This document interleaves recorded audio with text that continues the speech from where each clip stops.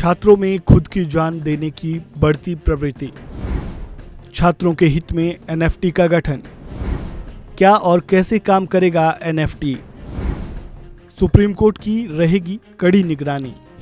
कोटा, ये वो जगह है जहां खुद को असफल मान चुके छात्र अपनी जान दे देते हैं।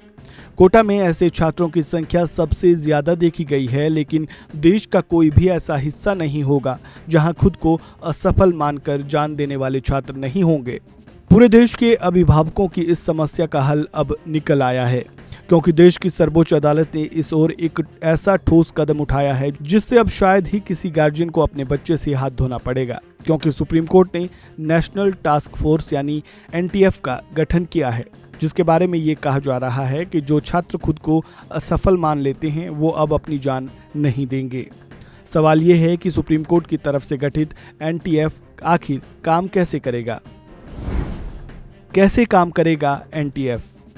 सुप्रीम कोर्ट की तरफ से गठित एनटीएफ एक्सपर्ट्स की मदद लेगा और वो छात्रों से जुड़ी एक प्रश्नावली तैयार करेगा।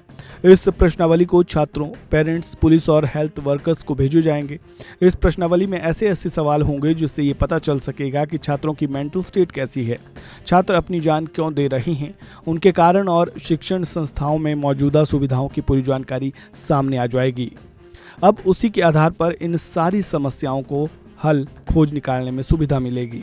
इसमें सबसे अहम है छात्रों की मेंटल हेल्थ से संबंधित समस्याओं को समझाना।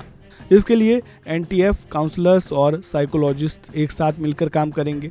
ये दोनों मिलकर इस बात का पता करेंगे कि छात्रों की प्रोफाइल कैसी है, अब तक जिन छात्रों ने अपनी जान दे दी है उसकी क्या क्या वजह रही, साथ ही जान देने के तरीकों का भी पता लगाया जाएगा। एनटीएफ के मुताबिक सभी शिक्षण संस्थानों में फुल टाइम काउंसलर्स और अच्छे प्रबंध जरूर होने चाहिए। बात अगर एनटीएफ की जिम्मेदारी की करें तो इसमें सबसे पहला काम होगा व्यापक रिपोर्ट तैयार करना, छात्रों की जान देने के मुख्य कारणों की पहचान करना, शिक्षण संस्थानों का औचक निरीक्षण करने का अधिकार, छात्रों की सुरक्षा मजबूत करने के लिए सिफारिशें देना। सवाल ये भी है कि एनटीएफ का मुखिया कौन होगा जो इस पूरी जिम्मेदारी का जवाबदेह होगा? एनटीएफ अध्यक्ष और काम करने वाले समूह। अब सवाल ये है कि सुप्रीम कोर्ट की तरफ से बनाए गए एनटीएफ का अध्यक्ष कौन होगा? इसके बारे में इकोनॉमिक टाइम्स की रिपोर्ट है कि एनटीएफ के अध्यक्ष सुप्रीम कोर्ट के पूर्व जज एस रविंद्र भट्ट होंगे। वहीं इसके तहत काम करने वाले 4 मैन ग्रुप्स को चुना गया है। पहले ग्रुप में छात्र और उनके अभिभावक होंगे जो जान देने तो जा रहे थे, लेकिन किसी भी तरह से उनकी जान बचाई जा सकेगी। दूसरे ग्रुप में स्कूल और कोचिंग सेंटर्स के टीचर होंगे।